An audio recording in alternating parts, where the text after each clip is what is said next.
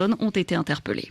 Un nouveau parti va voir le jour en mars prochain en Tunisie. C'est l'ancien secrétaire du parti Nida Tounes, Mohsen Marzouk, qui en est à l'origine. Il lançait hier son mouvement qui doit donc se transformer en parti d'ici 2 mois. Nouvelle preuve des divisions au sein de Nida Tounes qui tenait son congrès ces 2 derniers jours.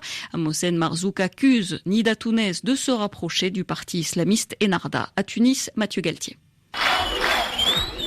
Parmi la foule se trouve Karim Chaker. S'il est venu ce matin, c'est par déception.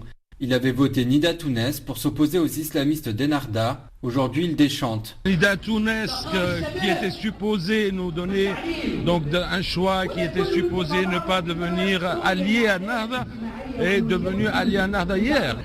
On est en train de tendre vers le parti unique. Le militant fait allusion au discours de Rached Ghannouchi, le président d'Ennahda, samedi au congrès de Nida Tounes. Mohsen Marzouk promet que sa nouvelle formation refusera toute collusion contre nature. Nous représentons un courant moderniste, laïcisant, pas laïque. Cette histoire d'alliance aveugle entre Nida Tounes et Ennahda est une grave menace à la démocratie en Tunisie.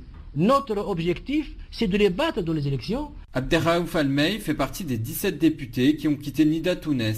Il était à la tribune avec Mohsen Marzouk, mais tient à garder une certaine liberté. Est-ce que ça va aboutir sur un parti ?